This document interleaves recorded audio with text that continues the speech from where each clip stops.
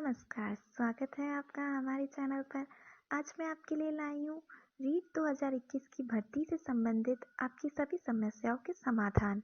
यहाँ पे वो क्वेश्चंस हैं जो आप पूछना चाहते हैं कि किस तरीके से अप्लाई करना है, क्या क्या डॉक्यूमेंट्स की ज़रूरत होगी, किस तरीके से आप आवेदन कर सकते हैं, उससे रिलेटेड सारे क्वेश्चन आज हम यहाँ डिस्कस करेंगे। और इसके अलावा आपके और कोई प्रश्न हो तो आप कमेंट बॉक्स में लिख सकते हैं। तो चलिए शुरू करते हैं रीट परीक्षा 2021 के आवेदन पत्र के संबंध में कुछ प्रश्न व उनके उत्तर। तो पहला प्रश्न यह आता है कि रीट परीक्षा 2021 का आवेदन के लिए कैसे रजिस्टर किया जा सकता है। कैसे रजिस्टर किया जा सकता है, तो कैसे रजिस्टर किया जा सकता है आज हम आपको ये बताते हैं बहुत ही सिंपल लैंग्वेज में। आप माध्यमिक शिक्षा बोर्ड अजमेर की वेबसाइट पर जाइए जो कि www.raj.edu.board है, समझे, www.raj.edu.board.rajasthan.government.in के लिंक पर जाइए। ठीक है, उसके बाद में आपको क्या करना है, रीट 2021 पर क्लिक करना है। उस पोर्टल पे क्या आएगा, रीट 2021 आएगा, उस पर क्लिक करना है और पोर्टल पर दिए गए सैंपल फॉर्म को डाउनलोड करके भरना है। वहाँ पे एक ऑफलाइन फॉर्म दिया गया होगा जिसे आपको फुलफिल करना है। उस फॉर्म में वही डिटेल्स होगी जो आप ऑनलाइन फॉर्म में भरेंगे। तो वो एक तरीके से एक सैम्पल पेपर है कि आपको किन किन चीज़ों की ज़रूरत है, क्या क्या आपको वहाँ पे भरना पड़ेगा, जिससे आप ऑनलाइन फॉर्म भरें तो कहीं पे भी अटके ना। ये सुविधा आपके लिए दी गई है। और क्या कर सकते हैं आप उसके बाद में, तत्पश्चात पोर्टल पर दिए गए link register and generate fee challan for REET 2021 पर क्लिक करें। उसके बाद में आपको कुछ नहीं करना है। उसके बाद में आपको ऑनलाइन फॉर्म भर के जो वहाँ पे लिंक दिया गया register and generate fee challan for REET 2021 उस पर क्लिक करना है। उसके बाद क्या होगा, एक नया पेज ओपन होगा जिसमें आपको अपनी सारी डिटेल भरनी है।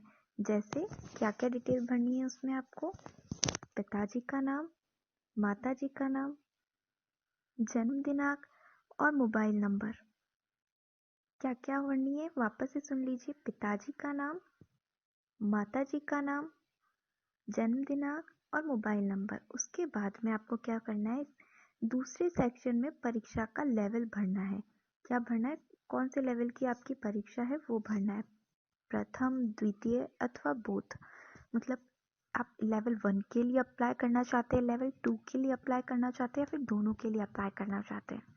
उसके बाद क्या होगा, परीक्षा का लेवल चयन करने के पश्चात पेमेंट मोड ऑप्शन से ऑप्शन चयन कर संबंधित बैंक का चालान जनरेट करें। आप जिस तरीके से भी पेमेंट करना चाहते हैं, कौन सी बैंक से करना चाहते हैं, उसका चालान आपको जनरेट करना है। ठीक है, फिर आपको चालान जनरेट करने से पूर्व समस्त जानकारी जांच ले कि वे पूर्ण रूप से सही है अथवा नहीं। तो जो चालान जनरेट होगा उसमें आपको पूरी जानकारी देख लेनी है उससे पहले कि आपने सारी जानकारी जो भरी है वो सही भी है या नहीं है। ठीक है, चालान समस्त जानकारी सही होने के पश्चात चालान जनरेट करें एवं चालान जमा करवाएं। इस संबंध में वेबसाइट पर दिए सैंपल वीडियो के माध्यम से भी आप जानकारी ले सकते हैं। जो वेबसाइट पे वीडियो दे रखा है आप उससे जानकारी अपनी ले सकते हैं। आगे क्या करना है आपको, रजिस्ट्रेशन के पश्चात नाम, पिताजी का नाम, माताजी का नाम, जन्म दिनांक, मोबाइल नंबर में किसी प्रकार का परिवर्तन किया जा सकता है या नहीं। कई बार ऐसा होता है कि आपने कुछ गलत डाल दिया तो आपके मन में क्वेरी रहती है कि रजिस्ट्रेशन के पश्चात नाम, पिताजी का नाम, माताजी का नाम, जन्म दिनांक, मोबाइल में एक नंबर की मिस्टेक हो गई तो उनमें कोई परिवर्तन किया जा सकता है या नहीं। तो इसके लिए मैं आपको बता दूं कि जो आपने आवेदन किया है उसे आप पहले ही पूर्ण रूप से जांच लें, क्योंकि चालान जनरेट करने के पश्चात इसमें से किसी भी प्रकार का संशोधन परिवर्तन नहीं किया जा सकता। क्योंकि ये क्या होती है, बेसिक डिटेल्स होती है।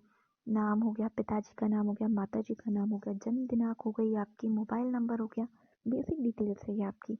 तो एक बार अगर आपका रजिस्ट्रेशन हो गया तब तो आप संशोधन कर सकते हैं, लेकिन अगर चालान जनरेट हो गया तो उसके बाद आप उसमें कोई संशोधन नहीं कर सकते हैं।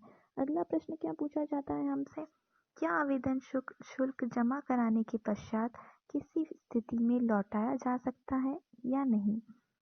अब सोचिए, आपने किसी को पेमेंट करना है और आपने उसको पेमेंट कर दिया, तो आप उससे वापस ले सकते हैं? नहीं ले सकते। आपको क्यों देगी गवर्नमेंट वापस?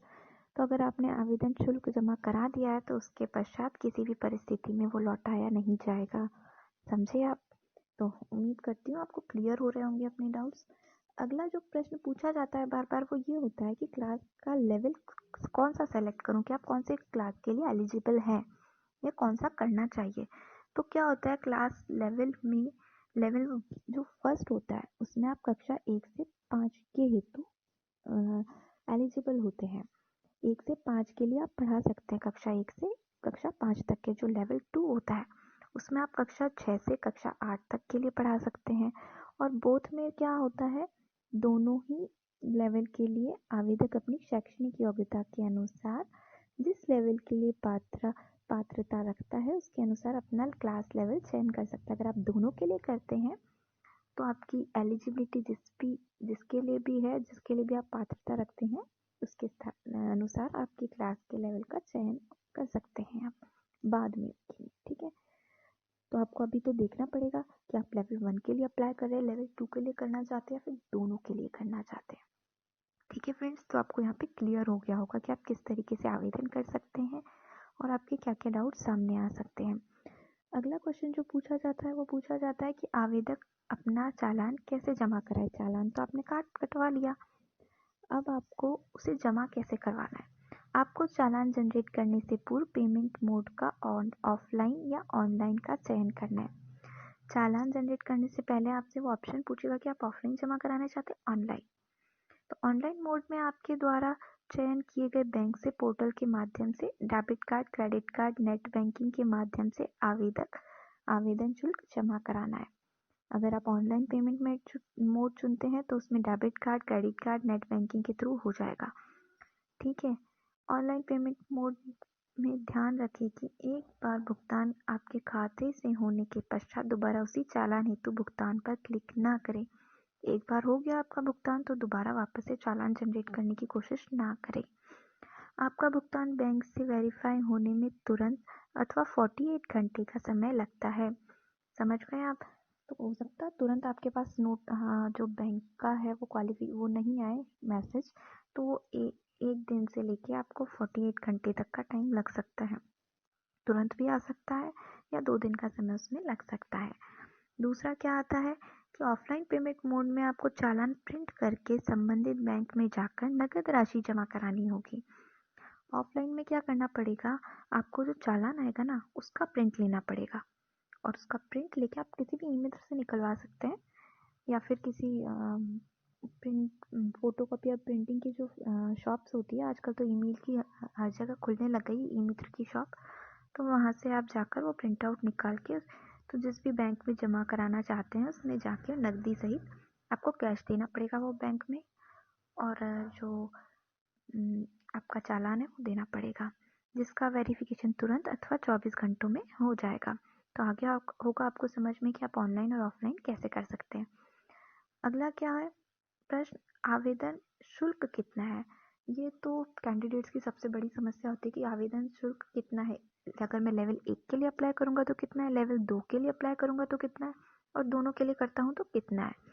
तो देखिए, अगर आप सिर्फ लेवल 1 के लिए या फिर सिर्फ लेवल 2 के लिए अप्लाई करते हैं तो 550 रुपये है। 550 रुपये 550 रुपीज़ है। अगर आप दोनों लेवल के लिए अप्लाई करते हैं तो 750 रुपीज़ है।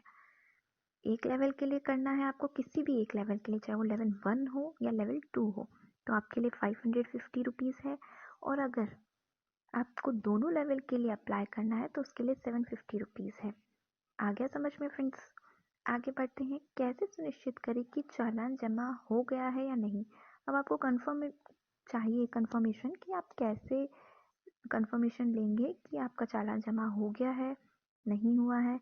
तो आप अपने पोर्टल पर जाकर दिए चेक चालान पेमेंट स्टेटस पे क्लिक कर कुछ जानकारी भरकर चालान की वस्तु स्थिति जान सकते हैं। अपने चालान से रिलेटेड आपसे उसमें डिटेल पूछी जाएगी, 1 2 4 आप उसको भरेंगे तो वो आपकी चालान की स्थिति जो है वो बता देगा कि ये प्रोसेसिंग में है या फिर आपका क्लियर हो चुका है। आपका पेमेंट हो चुका है या फिर आपका पेमेंट नहीं हुआ है। ठीक है, अगला प्रश्न क्या होता है जो ज़्यादा पूछा जाता है कि अगर रजिस्ट्रेशन और चालान नंबर आप भूल गए हैं तो आप उसे कैसे पता कर सकते हैं।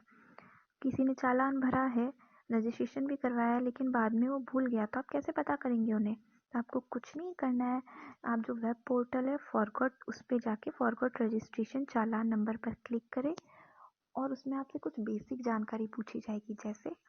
जैसे मैंने आपको स्टार्टिंग में क्या बताया था, नाम, पिता का नाम, माता का नाम, आपकी डेट ऑफ बर्थ हो गई, मोबाइल नंबर हो गया, ये आपकी बेसिक जानकारी थी, वो आपके यहाँ पे काम में आएगी।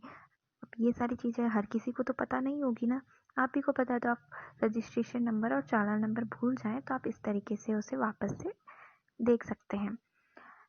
उसके बाद अगला जो क्वेश्चन आता है वो आता है कि रजिस्ट्रेशन के पश्चात एप्लीकेशन फॉर्म कैसे भर सकते हैं। कैसे भरा जा सकता है, तो वो भरा जा सकता है रजिस्ट्रेशन एवं परीक्षा शुल्क जमा कराने के पश्चात पोर्टल पर दिए गए link fill application form for REET 2021 पर क्लिक करें और चाही गई जानकारी सही सही भरें। आगे समझ में आपको fill application form for REET 2021 का वहाँ ऑप्शन आएगा, उस पर क्लिक करें और फिर वो फॉर्म खुल जाएगा और उसमें आपको अपनी इन्फॉर्मेशन सही सही भरनी है। अगला क्वेश्चन क्या आता है, सबसे ज़्यादा वो है ऑनलाइन आवेदन फॉर्म में फ़ोटो साइन किस साइज़ में कैसे अपलोड करनी है। क्योंकि फ़ोटो अपलोड करने में बहुत दिक्कत आती है, तो कुछ नहीं करना है आपको, एक रंगीन फ़ोटो चाहिए, उसका साइज़ कहाँ कितना होना चाहिए, 20 KB से लेके 100 KB के बीच होना चाहिए। और जो साइन होंगे उन साइज़ उसका साइज़ क्या होगा, 10 KB से लेके 50 KB तक होगा। और दोनों का फॉर्मेट कौन सा होगा, JPEG फॉर्मेट होगा, तभी वो एक्सेप्ट की जाएगी फ़ोटो साइन। और जो आपकी फ़ोटो होगी, साइन होंगे, वो तभी एक्सेप्ट की जाएगी और JPEG के फॉर्मेट में होना चाहिए वो। ठीक है, अगला क्वेश्चन क्या है, ऑनलाइन आवेदन फॉर्म भरने के बाद उसका प्रिंट नहीं लिया अथवा खो गया तो क्या करें। आपने आवेदन कर दिया, उसका प्रिंट आउट नहीं निकाला और वो खो गया, तो फिर क्या करना है, कुछ नहीं करना। अगर प्रिंट नहीं लिया है और वो खो गया है तो आप पोर्टल पे जाइए, आपको सारे काम उस वेब पोर्टल पे ही मिल जाएंगे जो स्टार्टिंग में, वीडियो के स्टार्टिंग में हमने आपको बताया था। उस पे जाके reprint exam form for REET 2021 ये ऑप्शन आएगा, उस पर क्लिक कीजिए और उसमें आपसे वापस से कुछ जानकारी, बेसिक जानकारी पूछी जाएगी और जानकारी मिलते ही उसका प्रिंट निकाल कर अपने पास सुरक्षित रख सकते हैं। ठीक है, नेक्स्ट क्वेश्चन क्या आता है, वो आता है आवेदन भरने में अगर कोई समस्या आए तो क्या करेंगे आप लोग, क्या करेंगे आप। इसके लिए पोर्टल पर दिए गए हेल्पलाइन नंबर पर संपर्क कर सकते हैं आप। आवेदन पत्र भरने में आ रही किसी समस्या हेतु पोर्टल पर दिए गए नंबर पर कार्यालय समय में ही संपर्क करें। परीक्षा शुल्क आदि की समस्या हेतु पोर्टल पर संबंधित बैंक के दिए गए नंबर पर कार्यालय समय में संपर्क करें। अगर आपको आवेदन के परीक्षा शुल्क जो आपको जमा कराना है, ऑफलाइन करवाना है, या तो उससे रिलेटेड वहाँ पे जो बैंक दी गई है आपको, उसमें आपको जो उसका बैंकिंग का टाइम है, जो 9 से 5 है, 9 से 4 है, 10 से 4 है, जो भी है, उस टाइम ड्यूरेशन के अंदर ही आपको कॉल करना है। वहाँ पे हेल्पलाइन नंबर भी दे रखे होंगे, वहाँ से आप पता कर सकते हैं। नेक्स्ट को अब आगे क्या आता है, आवेदन पत्र ऑनलाइन करते समय ध्यान रखने योग्य बिंदु। अगर आवेदन आप ऑनलाइन कर रहे हैं तो आपको कौन कौन सी चीज़ों का ध्यान रखना है। देखिए, तो कौन कौन सी चीज़ों का आपको ध्यान रखना है, अपने आधार कार्ड नंबर सही इंद्राज करें। इंद्राज मतलब उसके अंदर जो आप फिल करेंगे अपने आधार कार्ड नंबर, वो सही से होने चाहिए, 444 इस तरीके से होता है। तो एक बार सारी डिटेल्स भरने के बाद एक बार फॉर्म ज़रूर देख लेना, क्योंकि गलती हो जाती है, मैनुअल मिस्टेक्स बहुत सारी होती है, फिर फॉर्म भरने के बाद में चालान जनरेट होने के बाद में चेंज नहीं होगी, तो फिर पछताने के अलावा और कुछ नहीं रहेगा आपके पास में। अपना वैकल्पिक मोबाइल नंबर जो कि पूर्व में भरा है, उसके अतिरिक्त मोबाइल नंबर सही रूप से इंदराज करें। जो वैकल्पिक मोबाइल नंबर है पहले भरा गया है वो और बाद में भरा गया है, वो दोनों को सही से करें। अपना ईमेल सही रूप से इंदराज करें। कास्ट कैटेगरी का सही इंदराज करें कि कौन सी कास्ट से बिलोंग करता है, आप ST में है, SC में है, अनरिजर्व्ड में है, EWS में है, OBC में है, किस में है। तो वो सही करना है। एसटी कैटेगरी चयन करने पर टीएसपी सहरिया का सही चयन करें। अगर आप एसटी करते हैं, वहाँ पे शेड्यूल ट्राइब सेलेक्ट करते हैं, शेड्यूल ट्राइब से आते हैं आप, तो उसके बाद आपको और ऑप्शन मिलेंगे टीएसपी या सहरिया, तो वो भी आपको सही से करना है। ये नहीं कि आपने एसटी कर दिया और इसका कोई मतलब नहीं लग रहा आपको, तो आप इसमें कोई सा भी टिक कर देंगे। आपकी जो कैटेगरी है आप उसी के अकॉर्डिंग आवेदन करेंगे, तभी वो सही माना जाएगा। टीएसपी सहरिया का चयन करने पर संबंधित तहसील एवं गांव का चयन करने पर ही आप टीएसपी सहरिया के लिए पात्र होंगे। देखिए, जो बात मैं कह रही थी वो यहाँ पे आ गई है। टीएसपी सहरिया का चयन करने पर संबंधित तहसील और गांव का चयन करना पड़ेगा, उसके बाद ही आप टीएसपी और सहरिया के लिए पात्र हैं। अतः सही तहसील एवं गांव का चयन करें। ठीक है, ये कई बार होता है लोग ऐसे ही भर देते हैं कि ठीक है हो जाएगा, बाद में देख लेंगे, अगर सिलेक्शन हो गया तो हम बाद में देख लेंगे, पर वो बाद में देखने के चक्कर में बहुत देर हो जाती है। नेक्स्ट है, यदि आप दिव्यांग हैं एवं आपके पास दिव्यांगता प्रमाण पत्र है, तभी दिव्यांग ऑप्शन का चयन करें। लेकिन मतलब होता क्या है, जब तक पेपर नहीं बोलता ना, तब तक आप जिंदा आके खड़ी भी हो जाएंगे ना, तो भी आपका कोई नहीं मानेगा। अगर आप दिव्यांग हैं, जो दिव्यांग लोग हैं उनके लिए है कि आपका कुछ भी इम्पेयरमेंट है आपको, तो आपका उसका सर्टिफिकेट होना चाहिए, तभी आप उसमें दिव्यांगता पे ऑप्शन पे टिक लगा सकते हैं। अगर आपके पास सर्टिफिकेट नहीं है तो आपको उसका लाभ नहीं मिलेगा। यदि आप स्वयं भूतपूर्व सैनिक है तो भूतपूर्व सैनिक ऑप्शन का चयन करें। ऑप्शन आता है भूतपूर्व एक्स सर्विसमैन का, उसकी बात हो रही है कि अगर आप हैं तो करें। ठीक है, भाषा 1, भाषा 2 एवं विशिष्ट विषय का सही चयन करें, क्योंकि इसी के अनुरूप आपके उत्तर पत्रांक की जांच होगी। भाषा, इसमें 2 भाषाओं का चयन करना होता है, भाषा 1 और भाषा 2, तो वो अपनी विशिष्टता विषय के अनुसार ही उसका चयन करें, क्योंकि आगे चल के ये उसी के अकॉर्डिंग आपकी जांच की जाएगी। अगला है, पूरा आवेदन भरने के पश्चात जांच ले सही होने पर वेरीफाई करते हुए भरे हुए फाइनल आवेदन पत्र का प्रिंट आउट करने अपने पास सुरक्षित अवश्य रखें। पूरा आवेदन होने के बाद में जो लास्ट में फाइनल प्रिंट आउट आता है उसको अपने पास संभाल के रखना है, निकाल के। ठीक है, बैंक चालान व प्रिंट किए हुए फाइनल आवेदन पत्र अपने पास सुरक्षित रखिए। डॉक्यूमेंट्स तो सबको अपने पास रखने ही चाहिए कि बाई चांस आपका पेपर अच्छा हुआ है, आपने मेहनत की है और आप आगे जाके काम करते हैं, आपका सिलेक्शन होता है, तो ये डॉक्यूमेंट्स आपके लिए आगे बहुत हेल्पफुल रहेंगे। आपको इधर उधर भटकने की ज़रूरत नहीं पड़ेगी। तो उम्मीद करती हूँ फ्रेंड्स कि आपके सारे डाउट्स यहाँ पे क्लियर हुए होंगे, और अगर नहीं भी हुए तो आप अपने डाउट्स को आप कमेंट सेक्शन में कमेंट करके ज़रूर लिखें, मैं उनका समाधान करने की पूरी कोशिश करूँगी। उम्मीद करती हूँ आपको मेरा वीडियो पसंद आया होगा, उसके प्लीज़ लाइक एंड सब्सक्राइब ज़रूर करें।